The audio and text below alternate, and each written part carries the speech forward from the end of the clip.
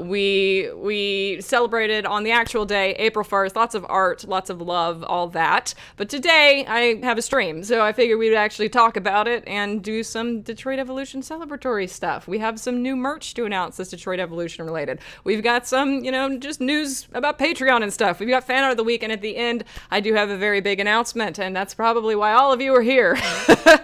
But you have to wait till the end, because I have a lot to say about it, and it needs to be at the end, so I don't forget. And it's very anticlimactic to follow what I'm going to say with my post office box. So, all right, let me move my chat over here so I can actually see a little bit easier. Also, yes, I don't know if anybody mentioned this yet, because, the chat's flying, but, yeah, this is my new studio, so you can see a lot of fun stuff over this way. This is the new house, got everything set up, and of course, I'm going to bump that camera 100 times. But we've got our typical lovely art and letters that you've sent me, our posters for live streaming Detroit Evolution. We got a 7 Deadly Sins poster there. All of my film festival awards, also right behind my head. There's an Iggy, there's all sorts of fun stuff.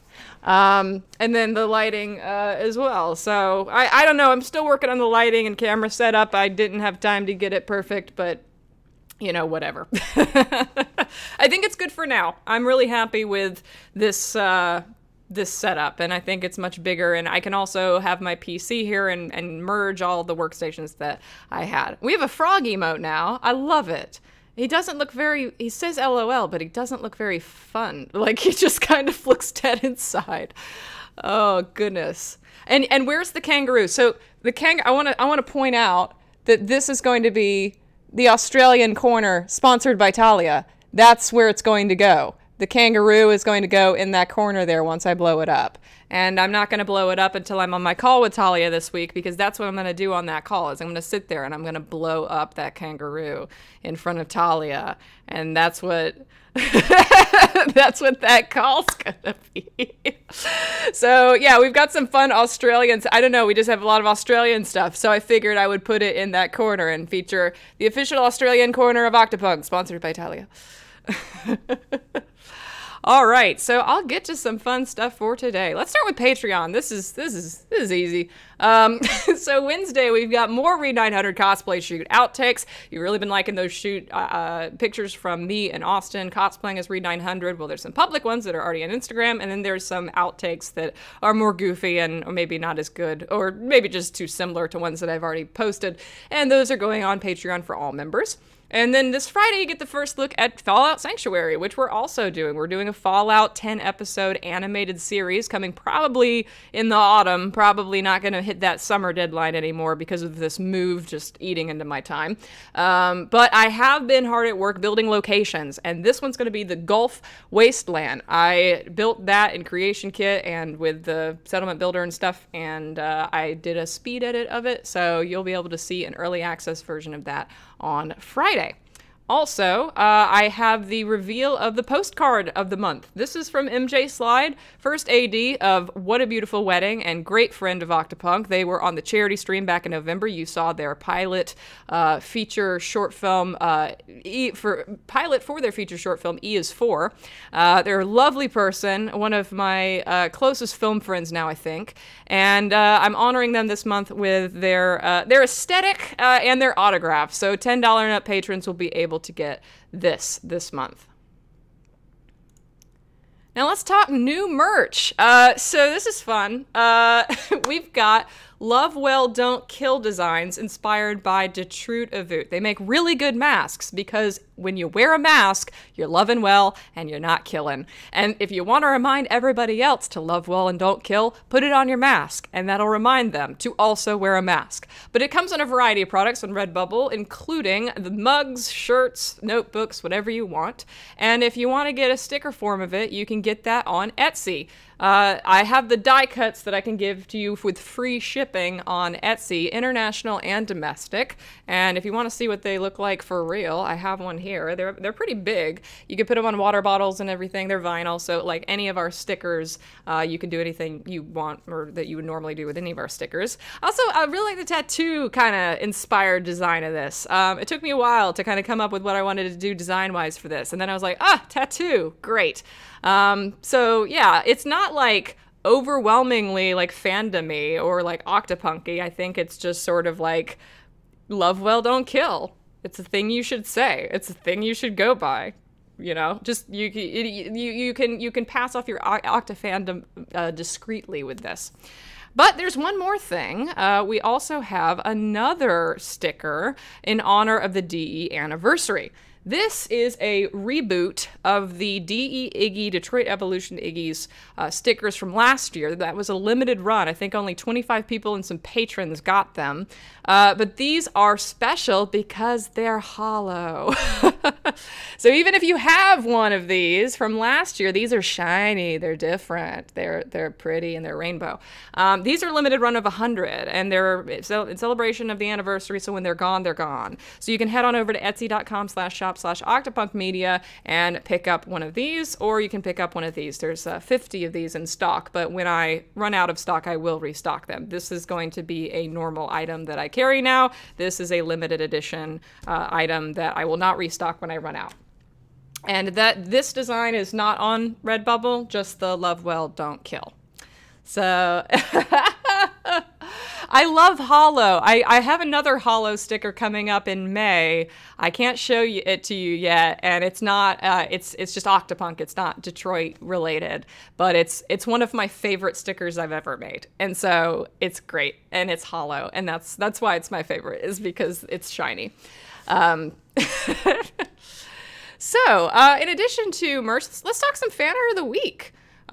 So actually, before I get into this, I'll put the disclaimer. So I have not done Oppo in 2 weeks because I've been moving into this new house. And in the time that we've had Oppo hiatus, y'all not only gave us a bunch of fan art for the anniversary, but also gave us a bunch of fan art for the DE novel project. I think I have one of those within arm's length.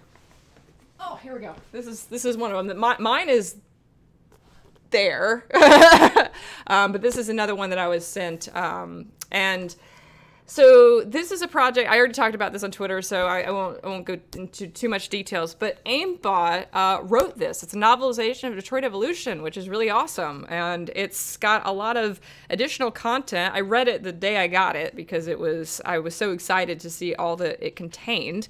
I think it's like a 50,000 word novel. It's just wild, and it contains art from the community in front of every chapter, and so there's lots and lots of pieces of art from this that were posted because Aimbot reached out to a variety of community members and they all contributed. And so there's like 25 pieces of art that were posted for that. There's also dozens of pieces of art that were posted yesterday for the anniversary. All that to say, I love all of your art. I only picked like 11 pieces today because I was a little rushed, but I will be going back to the beginning of the month and catching up on ones that I missed in later fan arts of the week. So this isn't exhaustive, this fan art of the week, because a lot of lovely stuff has been posted the past couple weeks, but this was what I could grab today. So we're going to start with Alice Tallulah on Instagram. This is from the anniversary, but they also had something for the DE, several pieces for the DE novel as well, which we might get to later. Lovely work as always, Tallulah. Absolutely beautiful. And here we go. Oh my God, more gift subs. Can you have more than one hype train in a I don't think you can. Oh, and thank you, Maximilian, for the gift sub as well, and welcome to the stream. I think I saw Michael in the chat earlier as well. So yes, go follow Tallulah on Instagram if you're not already. This is from Sissy Fateric on Instagram. I'm going to assume I'm pronouncing that correctly, hopefully. Correct me if I'm wrong. Also, thank you, Dilger, for those gift subs. Very, very lovely. I absolutely... Hand cult. Yes, you're already screaming about hands. Not to surprise me at all. Already screaming about hands. I don't know if this... I think this artist is a little new.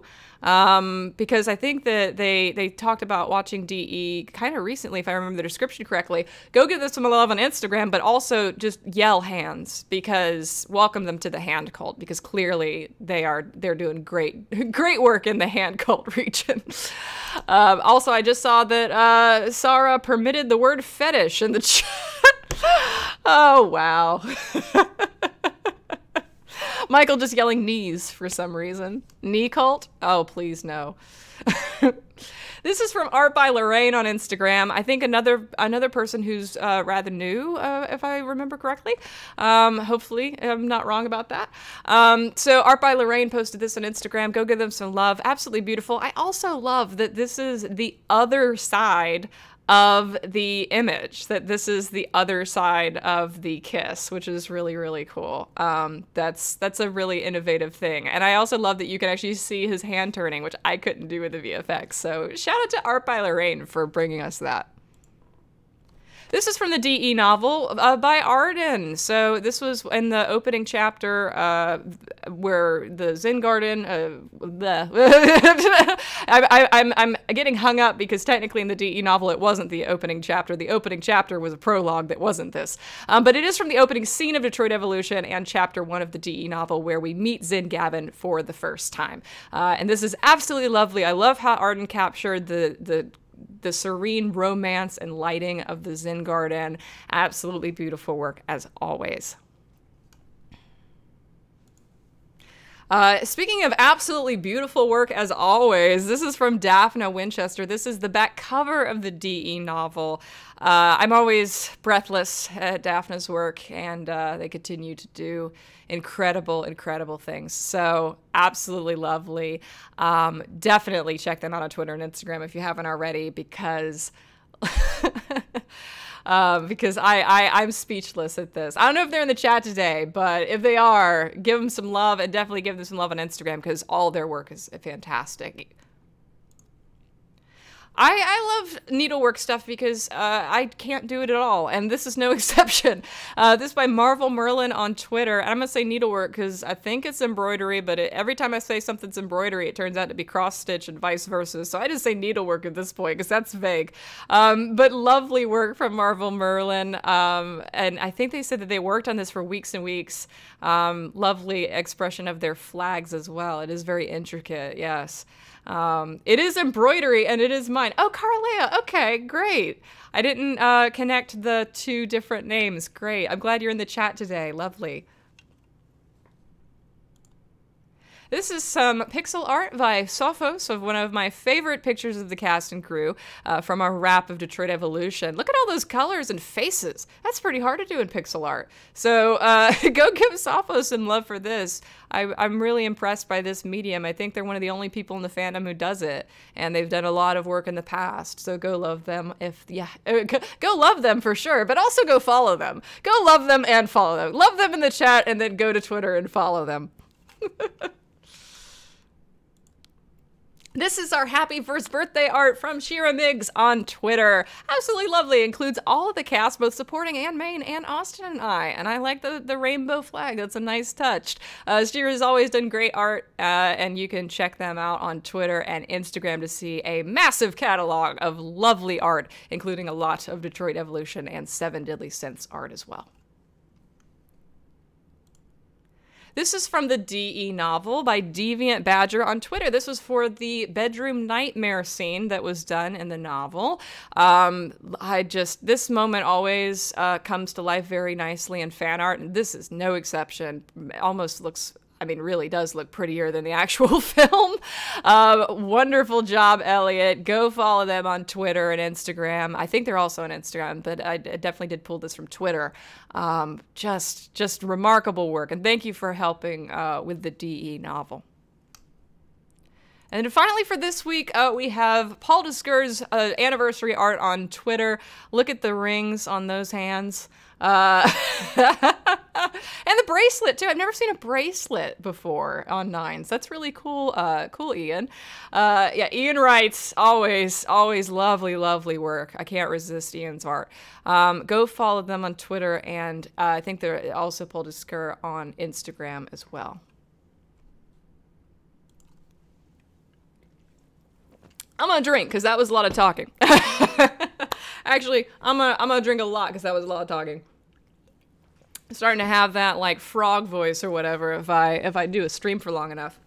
All right, because I also have to gear up for what I'm about to do because, all right, I've done everything that I normally do on Opwu, so guess what's next? You got to take a deep breath. You got to hydrate before the storm. Here we go.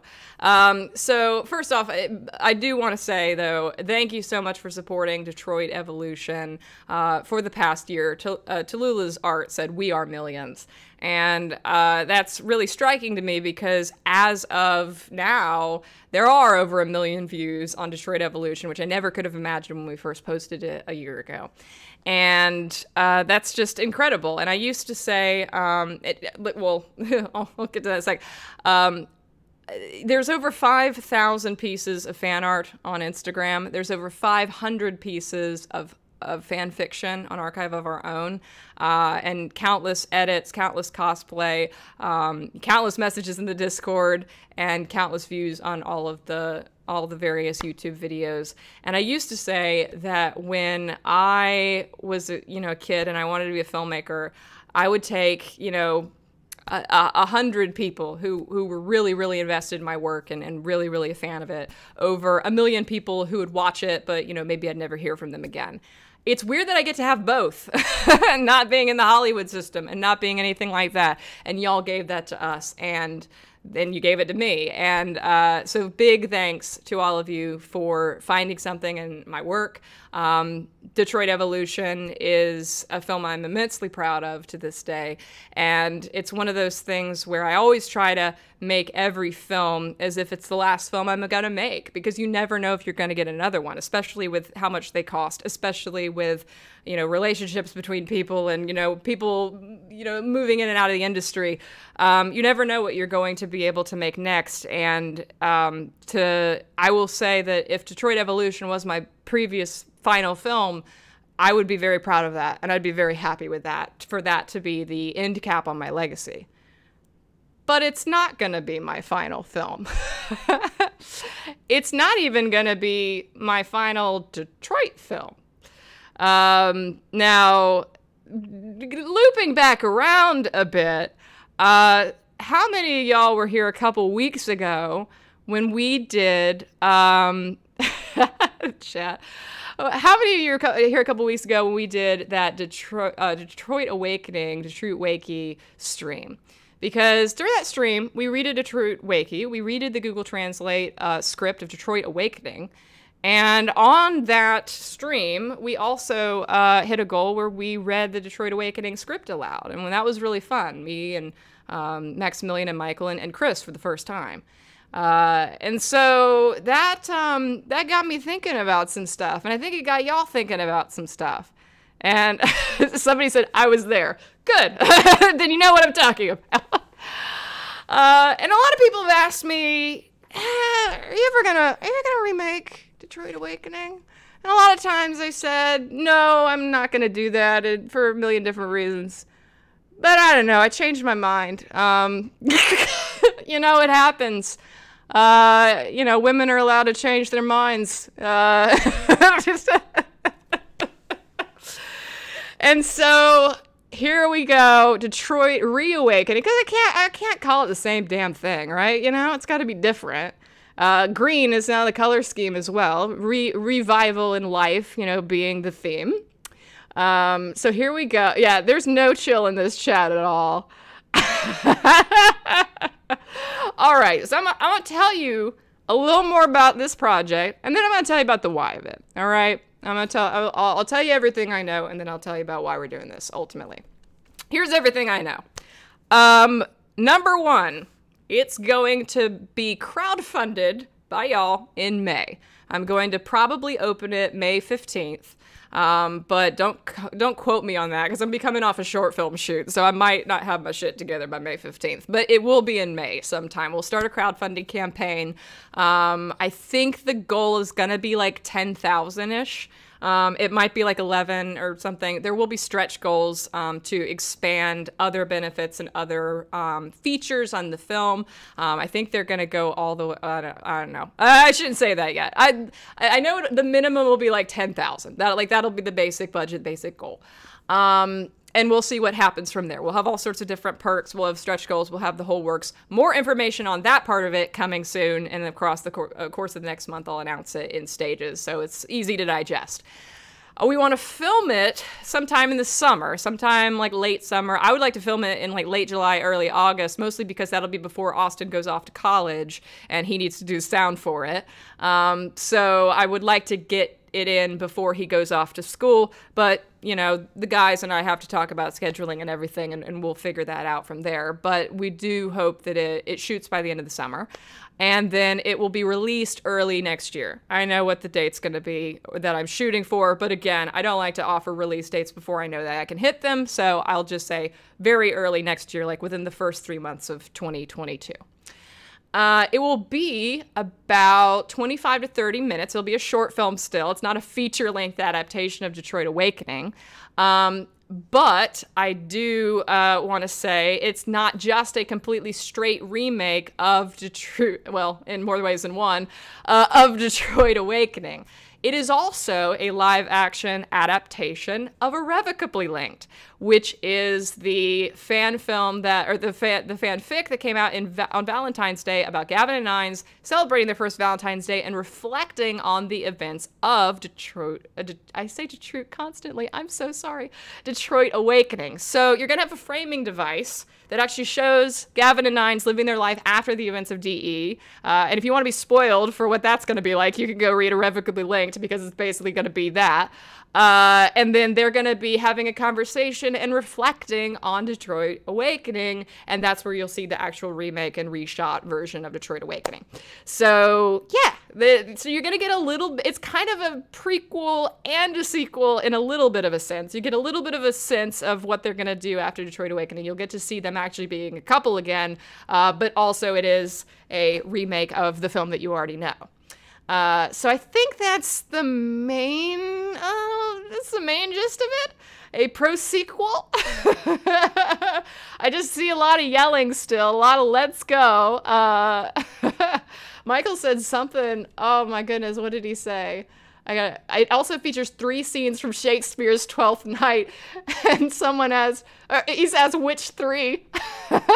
Put you on the spot, Michael. He's just challenging you. I love that. So if you have any questions about Detroit Reawakening, what we're going to do for it, other things that I may have forgotten on the stream, feel free to @ me on Twitter, ask me questions, whatever. Me and Michael would love to audition. Shut up, Maximilian. For the 12th Night or for Detroit Reawakening?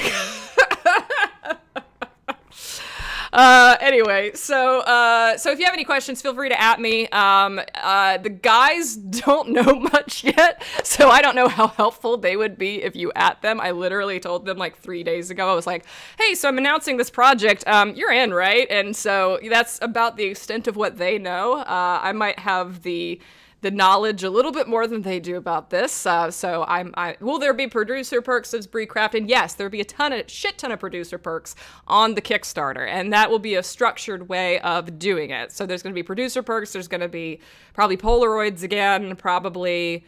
Blu-rays are probably going to be a stretch goal. Like if we hit a certain threshold, then we might unlock Blu-rays. I don't think they're going to be in the default just because they're so expensive to make. I actually have to rope them into the budget of the Kickstarter.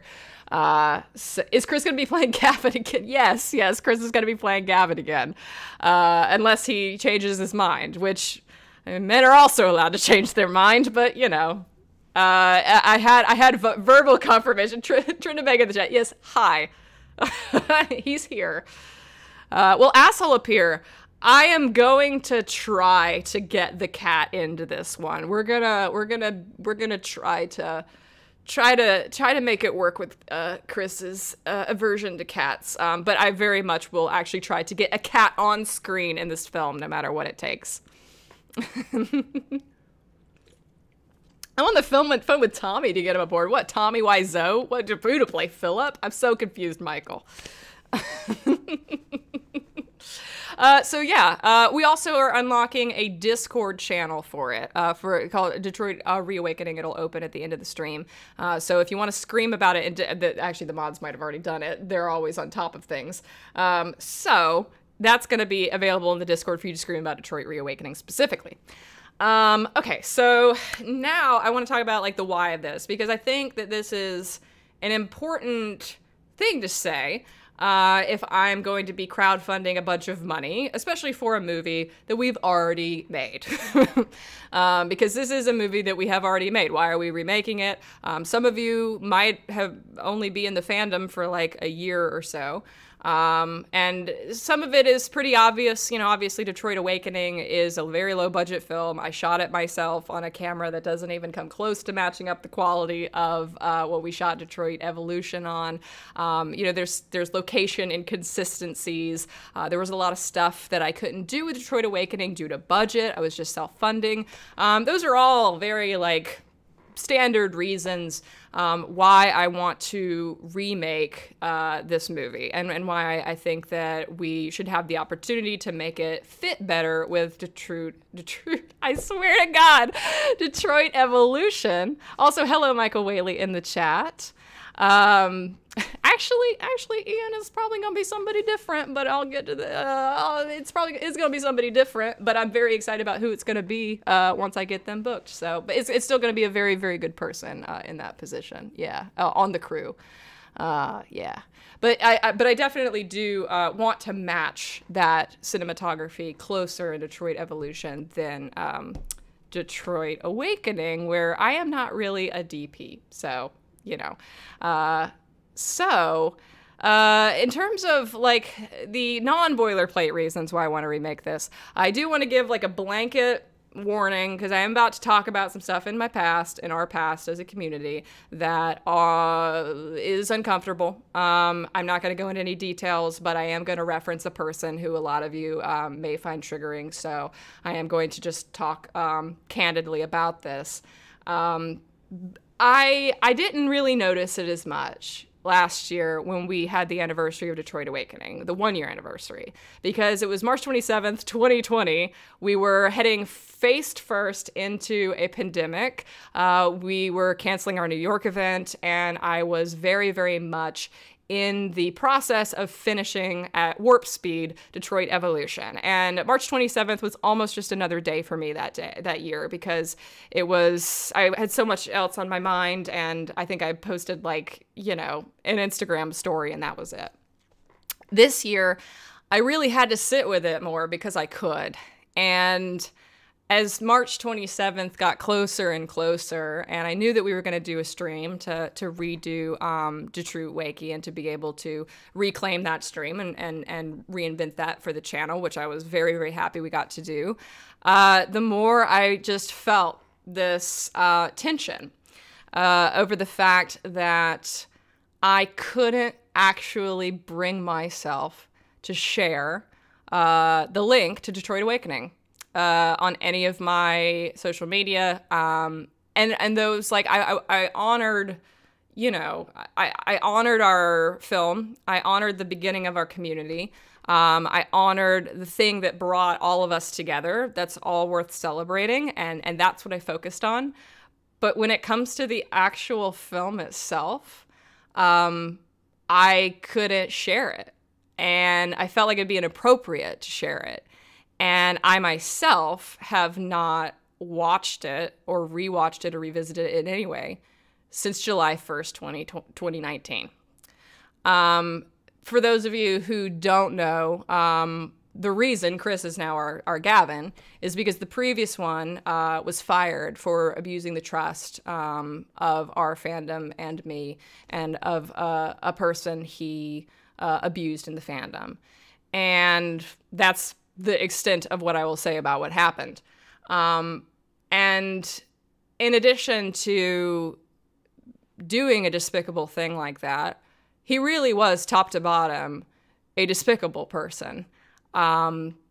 and a person who I hate how much has still stuck with me to this day. Even for me, 2 years later, there are times I will get text messages from people, and if they sound too similar to him, my blood pressure rises. And as a filmmaker, it's really heartbreaking to have something in my history and my catalog that I can't share, that I can't even rewatch. And the sickening part about that is that, you know, I left it up because I kind of had to, because it's like, this is the continuity of Detroit Evolution. It doesn't make any sense without the plot of that film. Also, I, at the time, said this, and I do still believe this, that one man's despicability does not counteract the hard work and effort of all the other people who worked on that film, and the legacy of all the people who worked on that film is not tarnished by that. And I left it up for that, but as much as I've always told myself that I just want to move forward and not look back and, you know, not look into the past, I find myself filled with the concept of potential regret if I miss my window of remaking that film.